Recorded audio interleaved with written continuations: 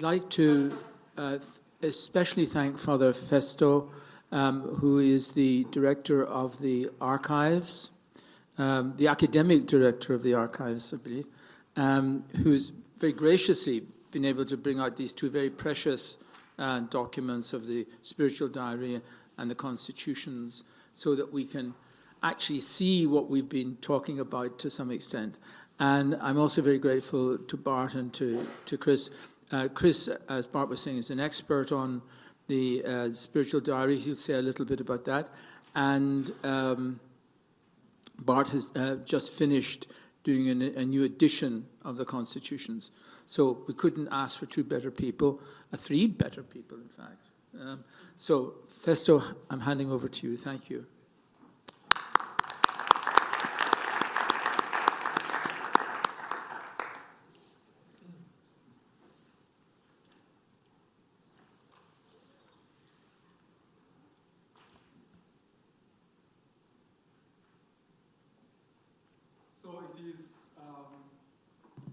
It is my profound joy to present to you two documents from the archival patrimony of the Society.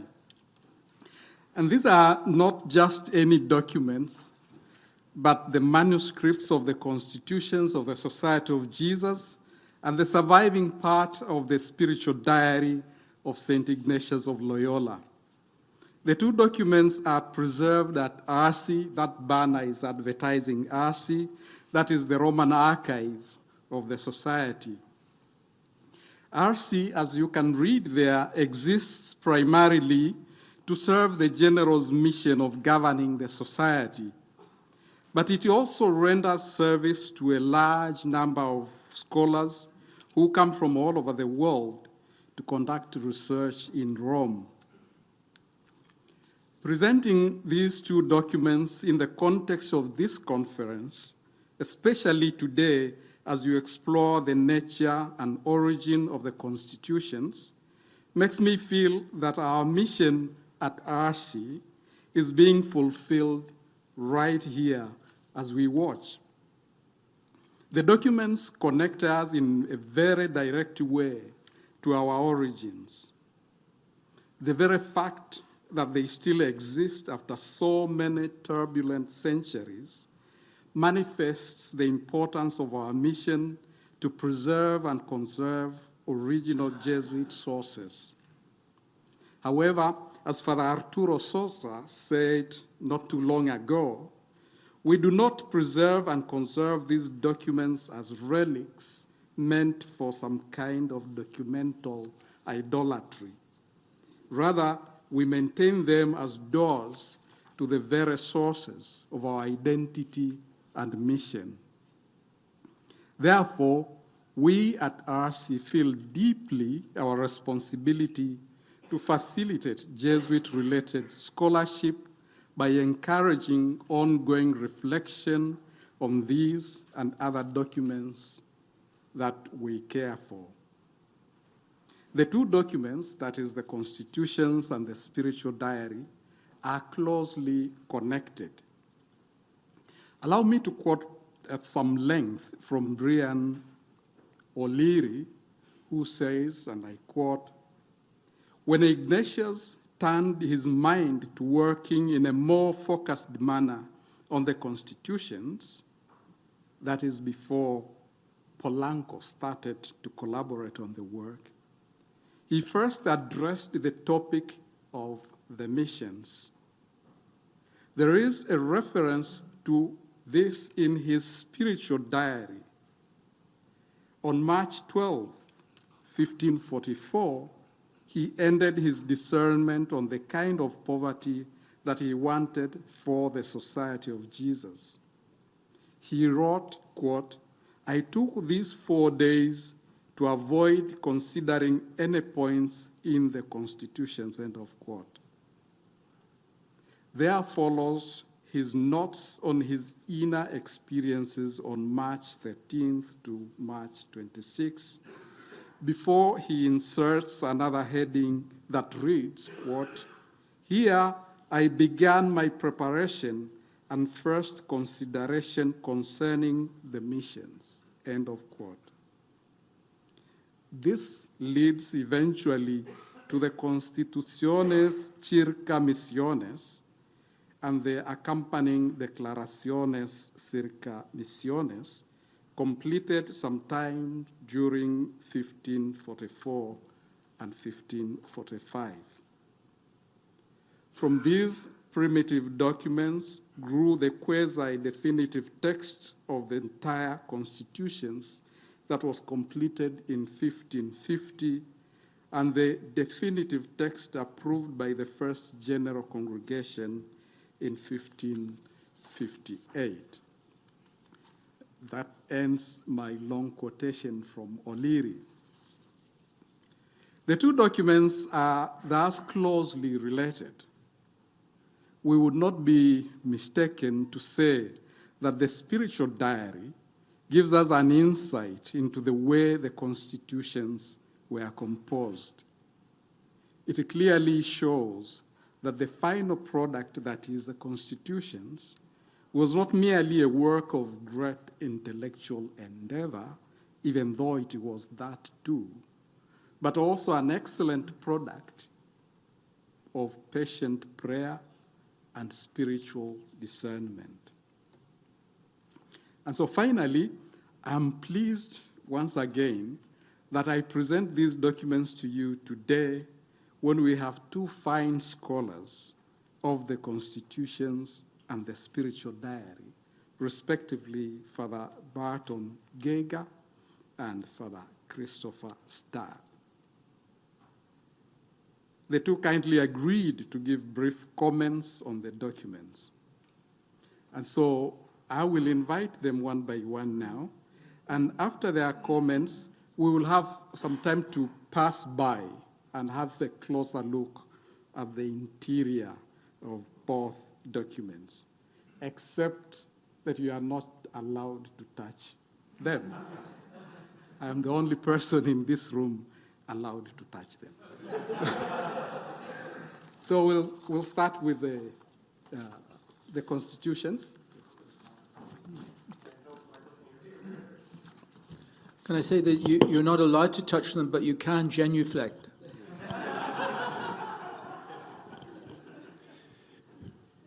I should say that when I touched the book earlier, I had had a jelly donut right before. So if you see any red stains. So I've been asked to say just a few words on this manuscript here.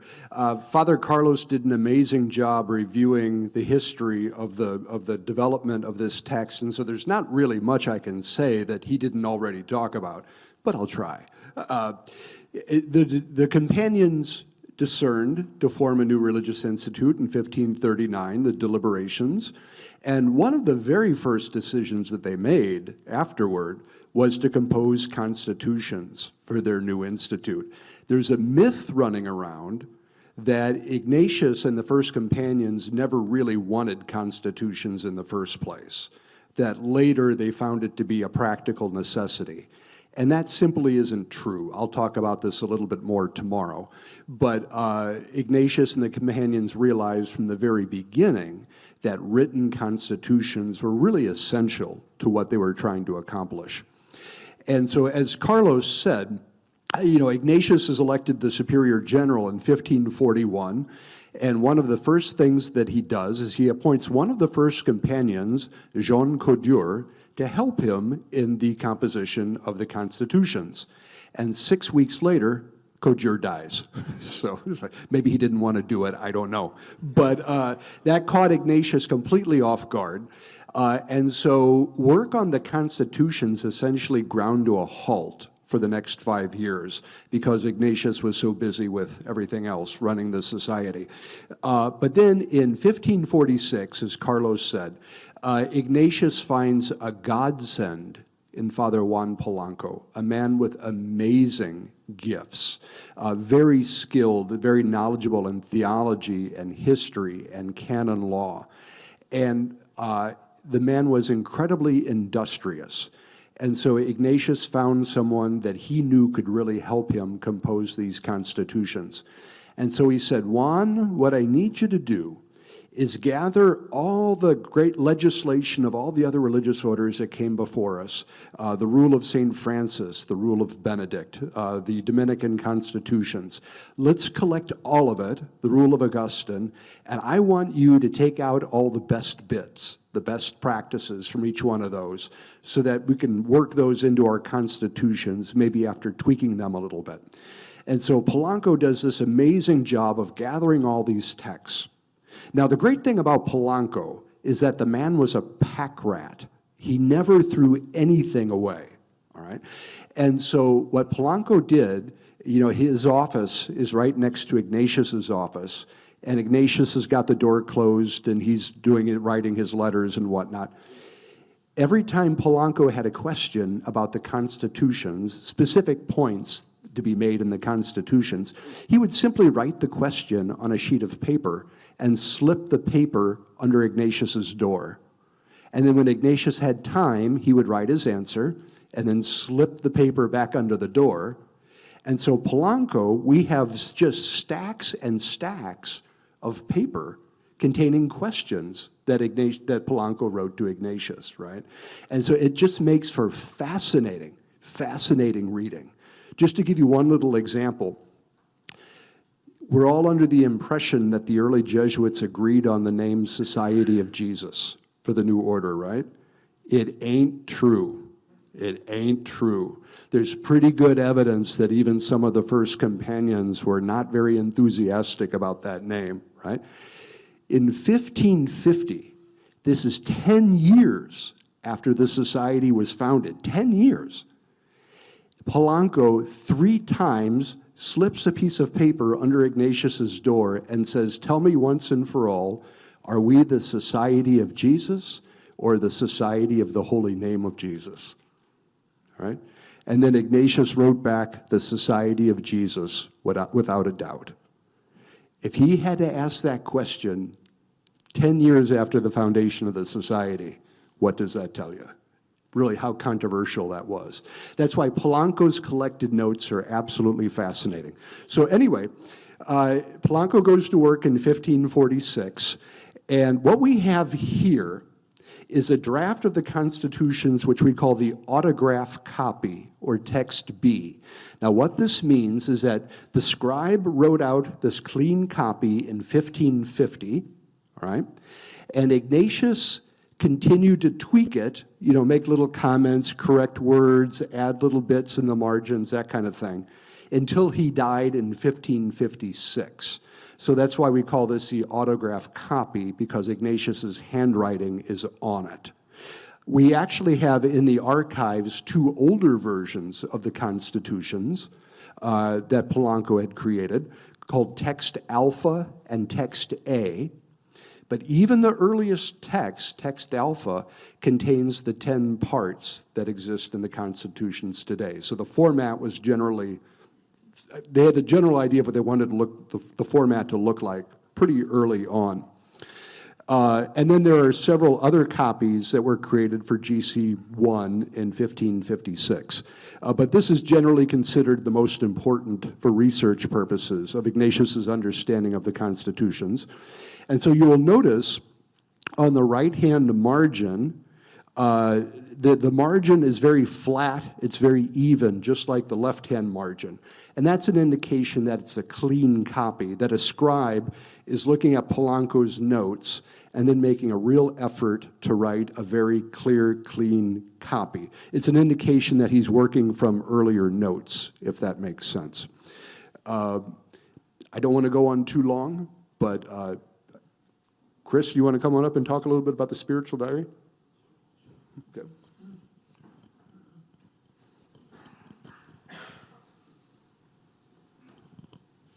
Great, well, thank you. I thought that I would begin by reading to you the last 2 sentences of the autobiography. And it goes like this. So Gonsalves de Cámara wrote, "I wished to see all those papers on the constitutions and asked him to let me have them a while." Then the last sentence in the autobiography is, "He refused."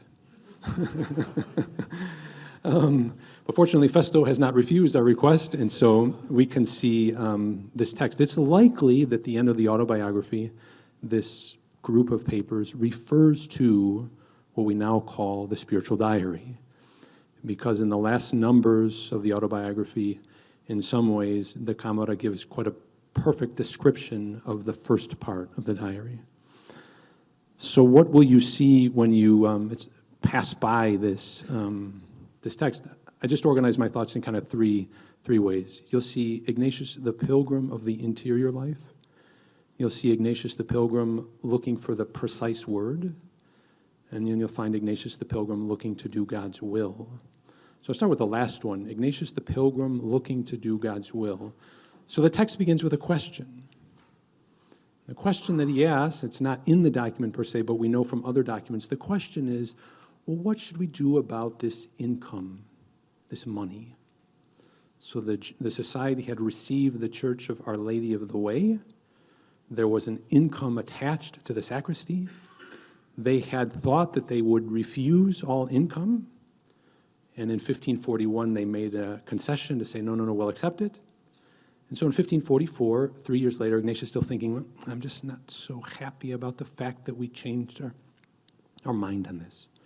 And so he asked God the question, should we accept all, some, or none of the income?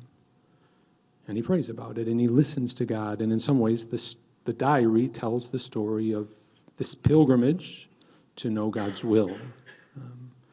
Not an easy pilgrimage. So that's the first part of the diary, which is 40 days long. Right? The next part of the diary is considered the second notebook. It has covers 352 days. The first 20 or so days are interesting. The next 320 are a lot less interesting.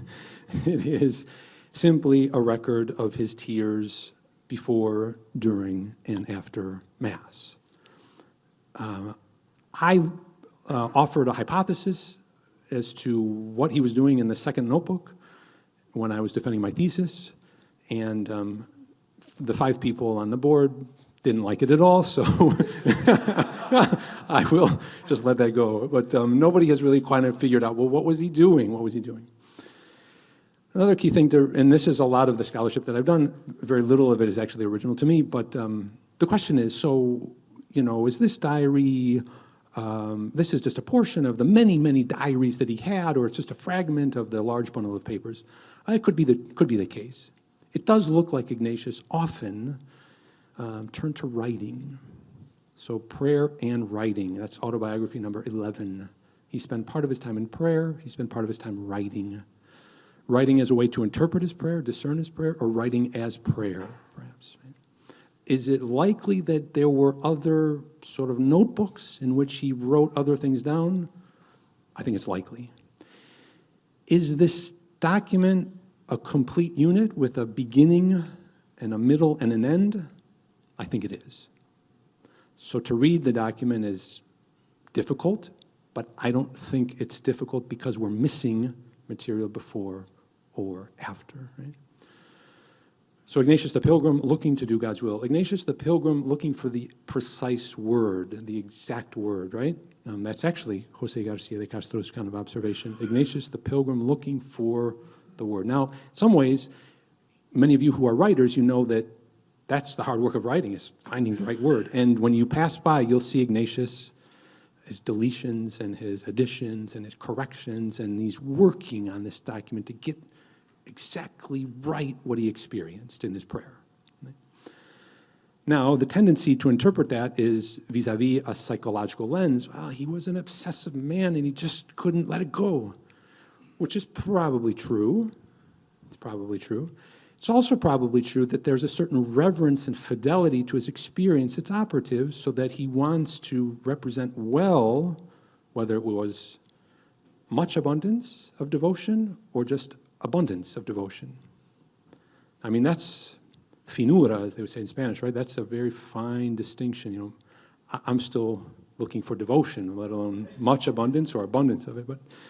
But Ignatius is attentive to that experience of God, and he's faithful to it. The other thing is that attention allows him to discern over time God's response to his question. So the fidelity to that experience and the precision to that being precise with that experience is helping him discern over time, right? It's also the case that some of his deletions and corrections don't make a lot of sense. I'll read one of them here for you. At one point he wrote this. He was...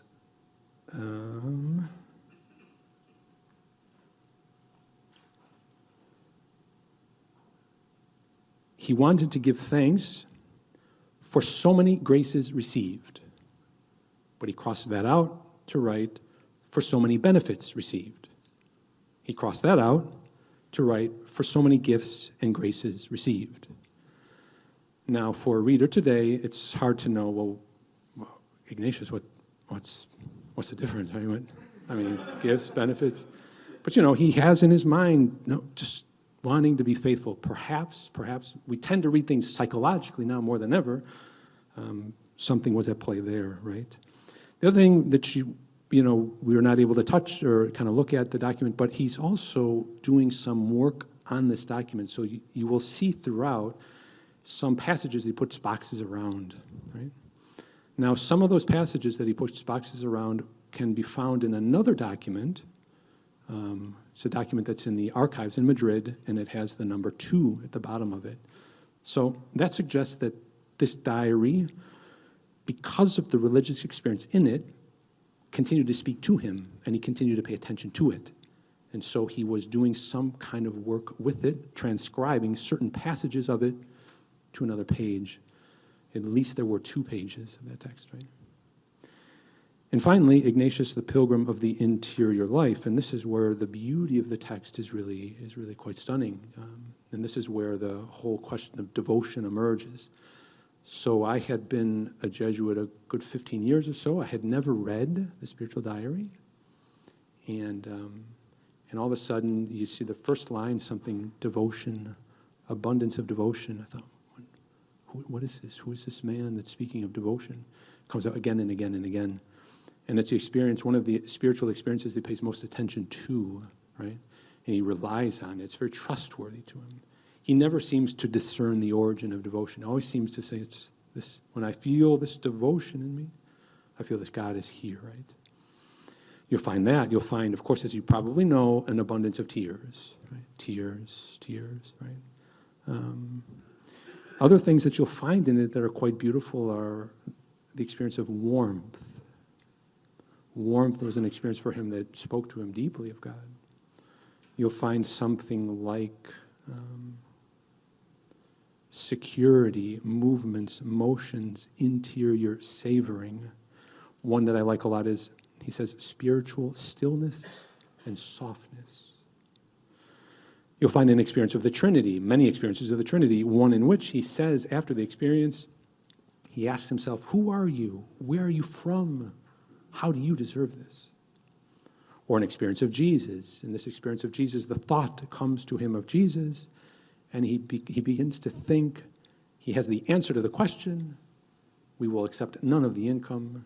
And he says, doesn't matter if I ever receive any more consolations, I know what this is about, right?